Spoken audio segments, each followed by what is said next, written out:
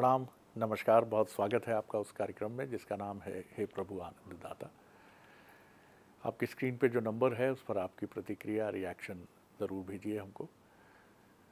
और एक नया एपिसोड है ये आप जो हम रिकॉर्ड कर रहे हैं स्टूडियो में 13 जून 2026।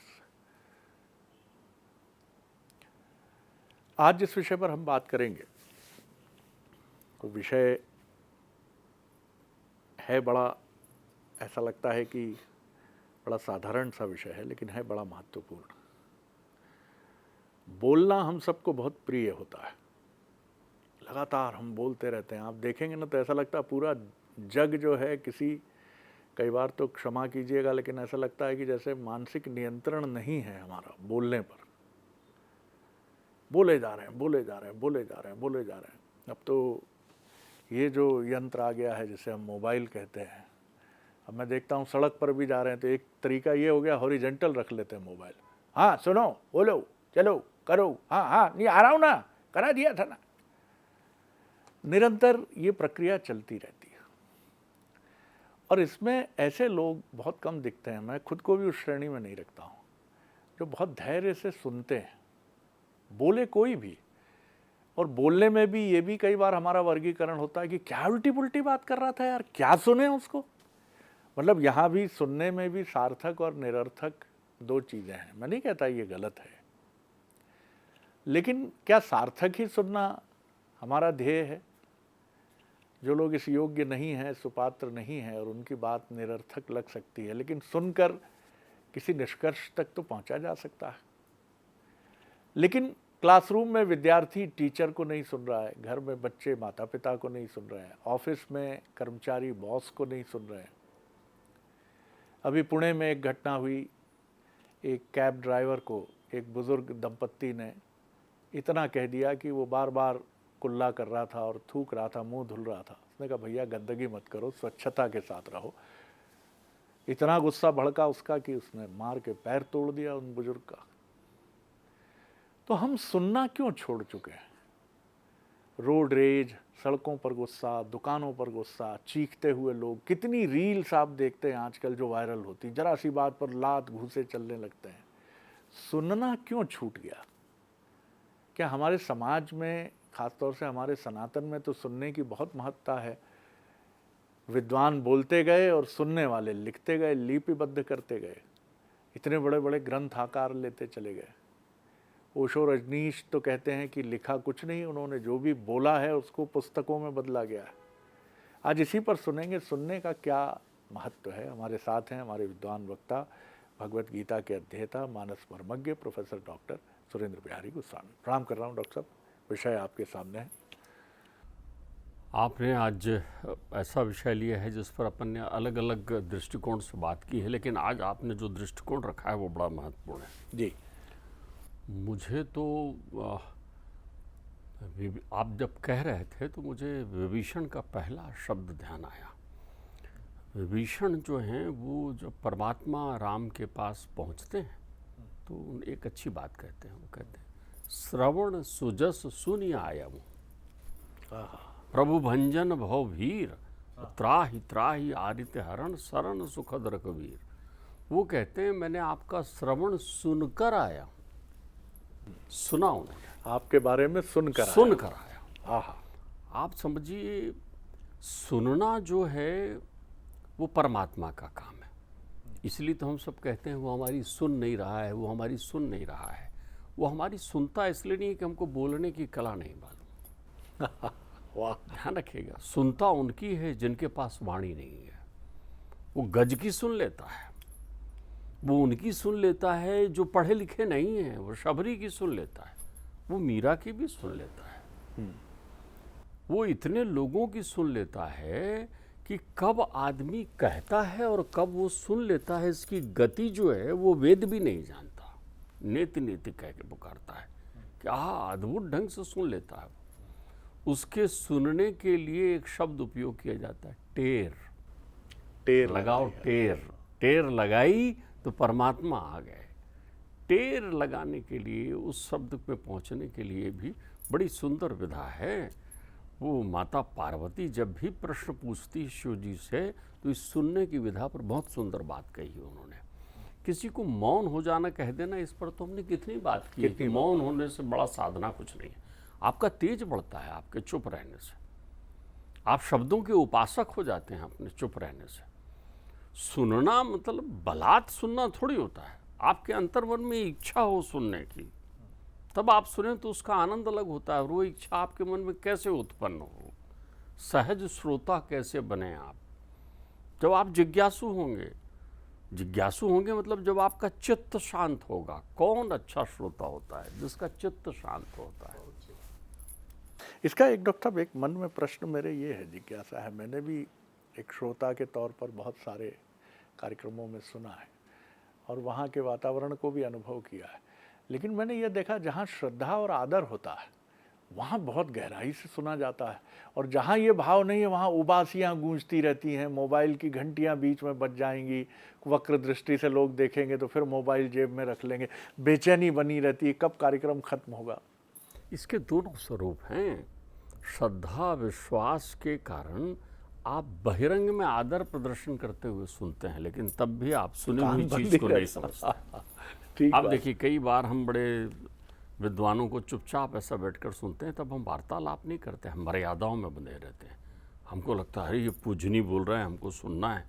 सुनना तब पूरा होता है जब आप उसको ग्रहण कर लेते हैं, समझ लेते हैं। ये बहुत अच्छी बात है। सुनने का अर्थ केवल इस कान से सुनकर इस कान से थोड़ी निकलना है। आपका चुप हो जाना, देखिए इतने विद्यार्थियों को क्लास में शिक्षक सुनाता है, हमारे यहाँ मर्यादा बनी हुई है। सब विद्यार्थियों से ये मर्यादा अनुशासन निश्चित की गई है कि शिक्षक बोल रहा है आप सुनिए, तो सुनते तो सब विद्यार्थी हैं ना, लेकिन उसमें से सब थोड़ी प्रथम श्रेणी में उत्तीर्ण होते हैं, उसमें से तो कुछ फेल भी हो जाते हैं ना। तो इसमें क्या सुनाने का तरीका उसका अलग था क्या? उसने तो सार्वजनिक अपनी बात कही। इसको कहते हैं गिरा गंभीर।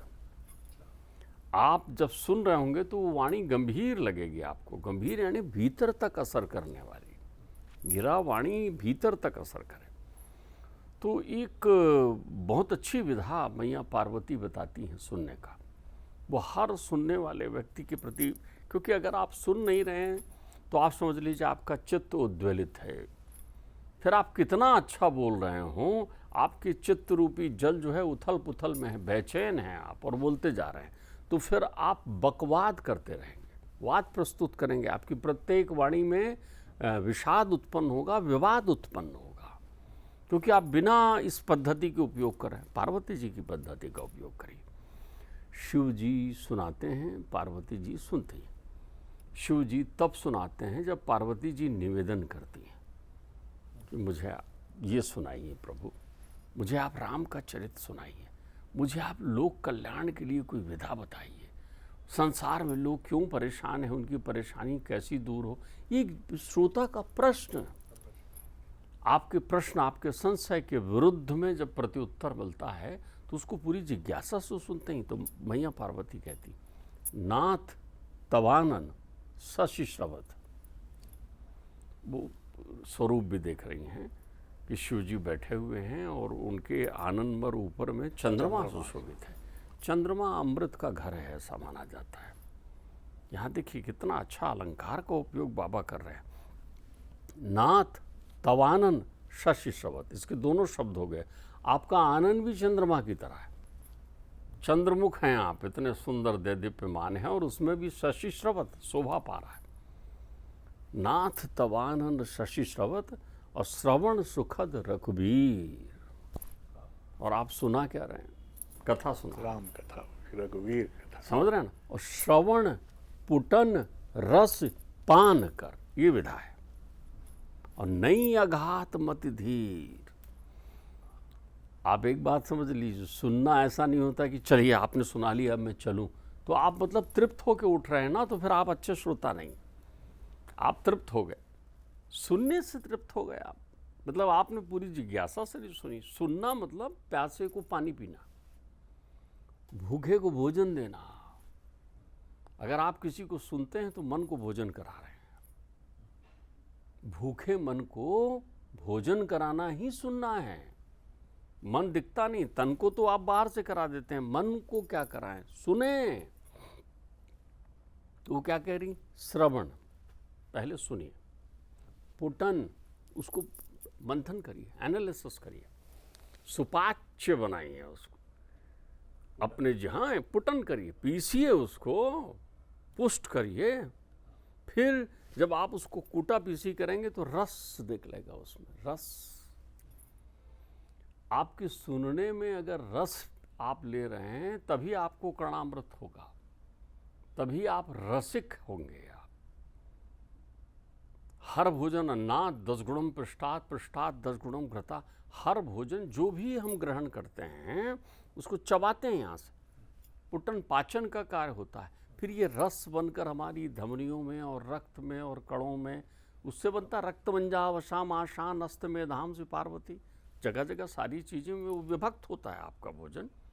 जल जल के लिए कार्य करता है, द्रव द्रव के लिए कार्य करता है, ठोस पदार्थ ठोस के लिए कार्य करता है। वो सब पुष्ट करता है आपकी प्रक्रियाओं को।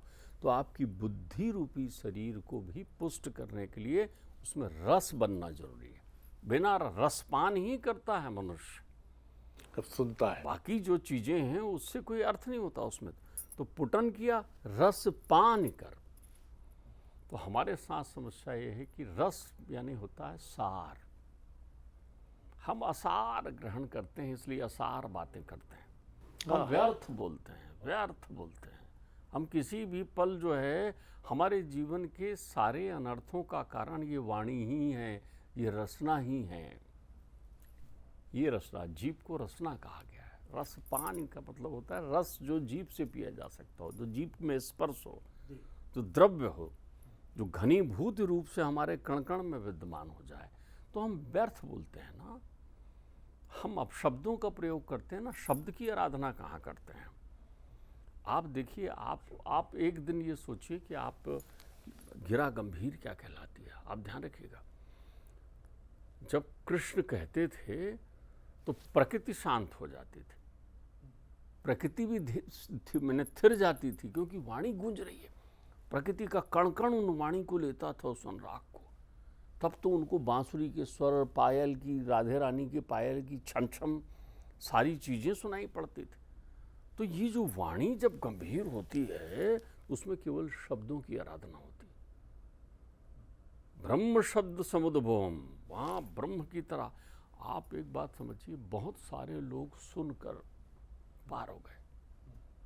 बहुत सारे लोग सुनने की अद्भुत विधा भैया रुक्मणी बताती। ओह, उनकी तो सुनने की विधा क्या है। सुनने से चित्त में स्वरूप का प्रकाट्य होता है, आत्मा अनुभूति होती है। नारद जो है श्री कृष्ण के बारे में बोल रहे हैं। नारद सुनैना से श्री कृष्ण के बारे में बात कर रहे हैं वहां बैठ करके। और जब उनकी महतारी भीष्मक की पत्नी को वो सुना रहे हैं नारद जी कि ऐसे हैं परमात्मा, तो रुक्मणी जी सुन रही हैं। और सुनकर क्या कर रही हैं? श्रवण पुटन, उसको सीधा भीतर लिया और भीतर लेके चित्त में स्थापित कर लिया। परमात्मा को पाती जब लिख रही हूं तो कह रही हैं मैंने आपको जो सुना उसको चित्त में धारण कर लिया। अब आप ही मेरे परमेश्वर हैं, मुझे मेरा उद्धार करिए या मैं इस संसार को छोड़ दूंगी। सीता जी देखिए, ध्यान रखिएगा, जब आप श्रोता हो जाते हैं ना, तो मौन आपके साथ अपने आप आ जाता है। सुनने से एक फायदा होता है, मौन होने की साधना करने के झंझट से आप मुक्त हो जाते हैं। आप श्रोता है ना, तो आप सुनते हैं तो मौन रहेंगे। आप मौन रहेंगे तो एक बड़ा अद्भुत चमत्कार होता है। सीता जी उपवन में कनखियों से राम को देखती हैं। वार्तालाप दोनों के मध्य नहीं है, मौन में वार्तालाप जब होने लगती है तो श्रवण शक्ति पक्की हो जाती है। आप देखिए, जब वो उनके हाथों के कंगन, करधनी और पायजेब की आवाज़ को सुनते हैं दूर से तो स्थिर हो जाते हैं। कहते हैं लक्ष्मण, तुमने सुना? ऐसा लग रहा है जैसे कामदेव जो हैं डंके पर चोट कर रहे हैं, शंखनाद कर रहे हैं, नगाड़े बजा रहे हैं। बोले क्यों? मुझे ऐसी ध्वनि सुनाई पड़ रही है, मेरा धीर मन अधीर हो रहा है। ये किसके कंकण बज रहे हैं? राम सुनते हैं हमेशा। तो कौन सी चीज कहाँ से स्वर लहरी उनके कानों में सुनाई पड़ रही है। और इधर सीता जी तो अरे आप जब दृश्य बोलने लगे तब आप श्रोता होते हैं। जब दृश्य बोलने लगे, एक रोता हुआ बच्चा, सशक्ता हुआ बच्चा, उसके आंखों से बहते हुए आंसू, एक शिथिल बैठा हुआ बुजुर्ग, एक लाचार बुजुर्ग, उसको देखकर जब आप करुणा रस का पान कर रहे होते हैं तब आप अच्छे श्रोता होते हैं। आप कहाँ सुनते हैं। और मैया तो केवल ऐसे उपवन में ऐसा वो एक लता की ओट से परमात्मा को देखती हैं। तो कितनी चतुर है मैया। मैया की चतुराई वही है जो रुक्मणी की है, वही है जो पार्वती की है। ये हमेशा आपको चतुराई सिखा रही हैं। ये चतुराई सीख लीजिए। चातुरी तो वही है कि लोक भी ठीक करे और परलोक भी ठीक करे, वो चतुराई है। लोक जीत लिया तो क्या हुआ, परलोक हार गए। बहुत तो सुंदर, वो बहुत प्रक्रिया नहीं गहरी बात है, बहुत। तो आप देखिए कि वो तो देखती हैं और देखते ही क्या करती हैं, टकटकी लगा के आंख बंधी उनकी, और सहेली उनको कह रही कि चलो चलो चलो, तो इसके पहले कि उनकी आंख में वो छवि चली जाए, नयन मूंद करके चित्त में धारण कर लेती है। तो आपकी बुद्धि रूपी आंख भी श्रवण करते समय खुली रहती है कि नहीं खुली रहती है। अगर खुली रहती है, उसको कहते हैं ज्ञान नेत्र। श्रवण की विधा को सुनने के पहले ज्ञान चक्षु खुला हुआ होना चाहिए, और ज्ञान चक्षु यदि खुला हुआ है तो फिर आप अकोविद नहीं रहेंगे, कोविद हो जाएंगे आप। तब आपको शास्त्र की जितनी बातें हैं, जो किसी से ना कटे वो शास्त्र है। मत पढ़ो पन्ने, अकाट्य बातें तो जीवन में ग्रहण कर लो। सत्य किसी से नहीं कटता, इसलिए शास्त्र का मूल विषय वस्तु है। बहुत सारे लोग शास्त्र को समझ, तुम शास्त्रगत बात नहीं कर रहे हो। शास्त्रगत बात का अर्थ ही होता अकाट्य हो। अकाट्य तब होगा ना जब आपने उसको देखा होगा, देखा तब होगा ना जब आपने उसको सुना होगा। तो श्रवण करने की विधा में ज्ञान चक्षु का खुला रहना बहुत आवश्यक है। आप समझिए, हमारे पास 4 चक्षु हैं। आप तो खाली इन चक्षुओं को समझ लेते हैं, इन कानों को समझ लेते हैं। ये कान से सुनना श्रवण नहीं है, ये तो भ्रम दे देंगे आप। ऐसे कई लोग मुस्कुराते हुए आपको देखते रहते हैं, भ्रम देते सुनते रहते हैं, तो आपको लगता है ये सुन रहा है, समझने का अभिनय करते हैं। बाबा तुलसी कहते हैं अज्ञ, अकोविद, अंध, अभागी। चारों नेत्र जिसके फूट जाएं वो फिर श्रवण रंध ही भवन समाना। फिर ये जो कान है ना, वो विषय रूपी सर्प का बिल हो जाता है। फिर सुनने का कोई फायदा नहीं, क्योंकि विषय चीजें आपको अच्छी लगती हैं। तो वो कहते हैं अज्ञ, अकोविद, अंध, अभागी, और काई विषय मुकुर मन लागे। और लंपट, कपटी, कुटिल विशेषी, और सपने उस संत सभा नहीं देखी। संत यानी सत्संग नहीं किया ना आपने, फिर वो अकाट्य चीजें सुनी नहीं, ज्ञान चक्षु नहीं थे। कैसे अज्ञ, अज्ञानी हो, नेत्र नहीं है ज्ञान रूपी। अकोविद, आप अकाट्य चीजों के बारे को नहीं देख सकते, जो अकाट्य है, किसी से ना कटे। आपकी मृत्यु टाले नहीं टलेगी। जो अकाट्य जान जाता है वही टेर लगाता है। मैंने आपको शुरू में कहा था, टेर लगाने वाला अकाट्य को जानता है कि वो अकाट्य है। अकोविद, अंध, अंध का मतलब बाहरी नेत्र भी आपके खराब हैं। क्यों? विषय देखते हो। बाबा इसके लिए जब भी आप विषय देखते हो आप अंधे हो, आंख का उपयोग नहीं कर रहे हो सही। बाबा तो लिखते हैं वो, नैनन संत दरस नहीं देखा। आपको सज्जन नहीं दिखते संसार में, बुरे लोग दिखते हैं, अंधे हो आप। बहुत गहरी बात है शरद जी। यदि आपकी दृष्टि में बुराई ही दिख रही, अच्छाई नहीं दिख रही, तो तेरी आंख रहते हुए भी कैसी है? नैनन संत दरस नहीं देखा, और लोचन मोर पंख कर लेखा। जैसे मोर के पंखे में आंख बने रहते हैं ना, फिर तेरी आंख दिख रही है, कुछ काम की नहीं है। वाह वाह, उसकी दृष्टि नहीं, क्योंकि उसमें दृष्टिकोण नहीं है तेरे पास। अंध, अभागी, अब तेरा भाग्य। इतनी सहजता से तुझे इस तथ्य को समझाया, पढ़ाया गया और बताया जा रहा है, तब भी तू नहीं समझ रहा है। तो ये पूर्व जन्मों के जन्म जन्मांतर के तेरे कर्म ऐसे हैं, तू अभागी है रे। भाग्यवान विभीषण है, निशाचरों के बीच रहता है। जिम दसनन महु जीव बिचारी, और वहाँ से आकर कहता है, श्रवण सुजस प्रभु आने हूँ, अब भव बंधन भर भीर, त्राहि त्राहि आरति हरण, आहा, शरण सुखद रघुवीर। वाह डॉक्टर साहब, वाह वाह। अब देखिए श्रवण का जो महत्व है, ये विभीषण की इस गाथा में जिसको डॉक्टर साहब ने हमें बताया कि वो सुन कर आया था। सुना रावण ने भी होगा, सुना और योद्धाओं ने होगा, इंद्रजीत ने सुना होगा, कुंभकर्ण ने भी सुना होगा, लेकिन ये भाव किसके मन में आया? जिसकी दूसरी परिभाषा तुलसी बाबा की कि सुनने योग्य कौन है, जो उन्होंने 4 प्रतिक्रियाएं हमको दी कि अंध, अकोविद और अभागा, और एक और चीज़ आपने बताई, कोविद, अंध, अभागी। हाँ, तो ये जो चीज़ें हैं कि आप देखिए कि जो नहीं संसार में सिर्फ बुराई देख रहा है, वो तो नेत्र होते हुए भी नेत्र नहीं है उसके। कितनी सुंदर बात है। तो श्रवण का महत्व आप समझिए, नहीं तो आप बैठे हैं, सुनने का आभास दे रहे हैं, घर में माता पिता को भ्रम में डाल रहे हैं, दफ्तर में बॉस को या प्रबंधन को भ्रम में डाल रहे हैं, स्कूल या कॉलेज में बच्चे अपने शिक्षकों को भ्रम में डाल रहे हैं, समाज में भी आप बता रहे हैं, लेकिन आप उन्हीं 4 परिभाषाओं के भीतर आते हैं जिनका डॉक्टर साहब ने कि आपके अंदर न नेत्र हैं, ना आपके अंदर ज्ञान है, और आपके भाग्य को कोई नहीं बदल सकता। बहुत सुंदर बात है डॉक्टर साहब, बड़ा आनंद आया। अगले एपिसोड में एक और विषय लेकर उपस्थित होंगे। प्रणाम, नमस्कार।